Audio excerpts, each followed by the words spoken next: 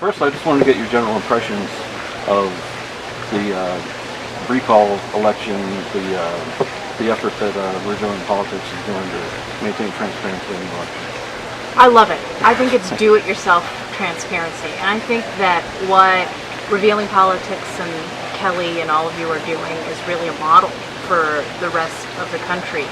And, you know, I've said many times about this that it really is about a shift back towards local control and away from the inertia of establishment partisan politics. Nobody gave Revealing Politics permission to do this. They didn't ask, they didn't wait, and they filled a vacuum that has just been gaping for a long time. It straddles the fence between citizen journalism and activism, and I think what you're seeing now is, I think Breitbart has to be incredibly proud of what's going on here, because that is the spirit that really is infusing efforts like this. Every time he gave a speech and he held up his cell phone and empowered people and let them know, you can do this, and now it's being done here. I know that it's already made a difference because it's put all of these left-wing progressive groups on notice that they don't have a complete monopoly in this space anymore.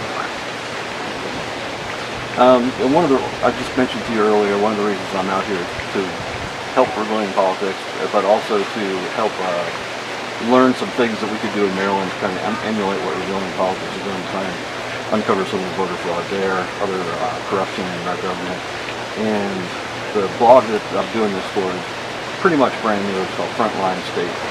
And I came up with that name, me and the people I'm working with on it, we came up with the name because we got tired of being called a blue state. It's where the fight should be. You know, where the Democrats have control, that's where we should be fighting. So we're calling it the Frontline State. So that's our philosophy. Yeah. And that's where we're going with it. So that was one of the reasons I was here, is to learn from what Kelly and Revealing Politics are doing. But since you were introduced as having lived in Maryland at the Dream Conference last week, I wanted to get some insights on what insights from you on what you think we need to do to win that state back. Yeah. Or at least kind of make it a little bit more balanced. Yeah. Right now it's just totally dominated by the left. Yeah. Well, God bless you for thinking that it's salvageable at all. I think that's the first step, is not doing what most of the inside the beltway effete elite strategists do with states like Maryland. And as was mentioned, I am a former resident and refugee. Both of my children were born in Maryland, so I'm just sort of inextricably tied to the state somehow. I definitely have a piece of my heart there. And I lived in the People's Republic of Montgomery County, so I really know what blue is in Maryland. And I think it's all about organization, and that's what you're doing.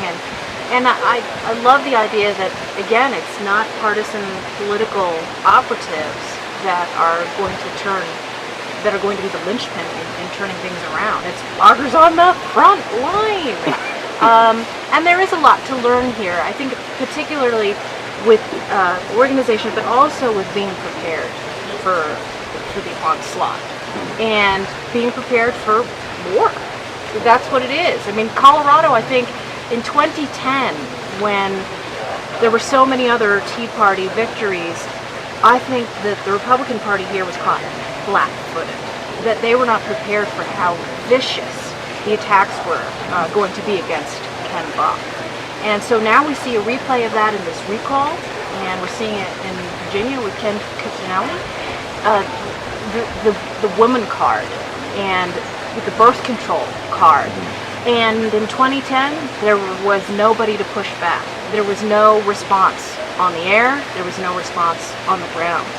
I am heartened by what I see now, because not only are there bodies on the ground and cameras that are on, but there are actually, and no slight to the men in this movement, but you see women, at the forefront now, and that is an incredible development I think, and it's an extension of what's gone on with the Tea Party foremothers and the godmothers. The fire, what was the movie Fire in the Heartland? Yes. It was all about the women in the Tea Party. Yeah. Yeah, so it seems to me that there's, I don't know whether it's because they're mothers or what, but there seems to be a lot more women who are very more aggressively active in the Tea Party movement than men. Yeah, and then particularly with these Second Amendment issues, when you see everyone from here locally, Laura Carno and Kelly Marr in Colorado, but even at the national level on TV, you see a Katie Pavlik or an Emily Miller, who's got a great new book about this, or Jessie Duff, and those are fantastic role models and spokeswomen for this movement. I think that it's left a lot of these disarmament feminists flummoxed about how to deal with it. Yeah, I mean, they show their lady parts and we show our lady swords. It's how can you lose, right? Yeah. So you're kind of a new media pioneer, I would say, with some of the efforts you've done. What advice would you give to people working in new media in heavily Democrat-controlled states to try and turn the tide back? Yeah, well, I think the number one sort of rule of thumb is to know the rules of the road, first of all. And I think with regard to following local politicians and local public figures on Twitter, screen cap everything. And if you think about, especially over the last year, some of the huge stories on Twitter have been very locally based. Yeah. And catching them with their pants down, or literally and figuratively, you're amazed at what people think that they can get away with, for one thing. And I think when in becoming more organized, it really is knowing that this is 24/7 and that you've got to have a team or an organization that is monitoring, because any one website can't do it on its own. And I think it's the synergy of, we've got Twitchy out there, but I think every news outlet now is attuned to Twitter as, not just a vanity vehicle, but as a primary news source. Well, it's just such a valuable networking tool. Absolutely. I mean, I would never be sitting here talking to you right now if not for Twitter. That's right. That's right. And I think, especially with a lot of newbies, that they don't realize how powerful that is yet. And there's still this, in a way, it's a good thing because the medium is still underestimated because of that sort of larger public misperception about who uses it and why. Right. But I think, with groups like, whether it's AFP or Freedom Works or Watchdog Wire, I think we've gotten so much more savvy on the right, and Revealing Politics, obviously, about harnessing both on the ground and online.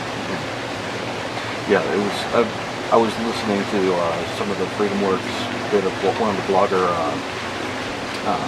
activist summits in DC this weekend. And you mentioned Dave Bongino before. He was speaking at it, and I saw some people tweeting about it, so I had to look up the video. And he made a comment about how with the Democrats and the left, everything is a marathon. With us, it's always a 100-yard dash. Yes. So we need to learn from what they're doing, and keep moving the whole time, not just wait until the election cycle starts. And That is so true. That is so true. And I think the mistake is, and I've heard this from some of the great folks at True to Vote, which also have a long-range game plan, that what happens is you have all of these energized grassroots conservative activists, and then along comes the GOP every 2 or 4 years, to milk what they can out of them, and then they forget them. Yep. And you're right, it's cultivating these long-term relationships, both politically and socially and technologically too. And I think that's been what's been so wonderful about the organic growth of the conservative Twitter sphere, is that I hardly know you, and yet I trust you to come meet me. You know what I'm saying? Because I don't think that there's any hiding online, and obviously, before the Twitter sphere with the blogosphere, there was an element of trust that had to be developed among bloggers on the right, among themselves, but then also, it was a building up of credibility with the rest of the mainstream media. Can we really be trusted? We're doing our own reporting, et cetera, et cetera. And the same thing, same dynamic is going on here too, with the kind of work that you're doing on the ground. The video speaks for itself, and that's the best that we can do every election cycle and in between, is show people the truth and try our best to persuade them with our message and with the evidence. Yeah, Twitter's kind of the great equalizer. Absolutely. I really don't like radical egalitarianism in many applications, but it really is. Yeah. That's why I said at one of these training sessions at AFP last weekend that I don't buy into this whole thing, and I guess it's just been my thing lately, of dismissing somebody who's an egg. Because your egg could be the next Andrew Breitbart, or the next great blogger, or the next great Drudge. You just never know. If somebody tweets me something that's funny or interesting, or a link I hadn't seen before and they're an egg, I'll follow them. I was an egg. I still encourage people not to be an egg, though, because there are a lot of people who will just dismiss you outright if you're just an egg on Twitter. Yeah. I think for news gatherers, though, on Twitter, that it's best to fight that kind of impulse. Now, of course, when you're arguing with people, you do have to make those kinds of cost-benefit calculations. The egg with 3 followers who probably started the account just to start the argument. Exactly. And then disappear, right? Exactly.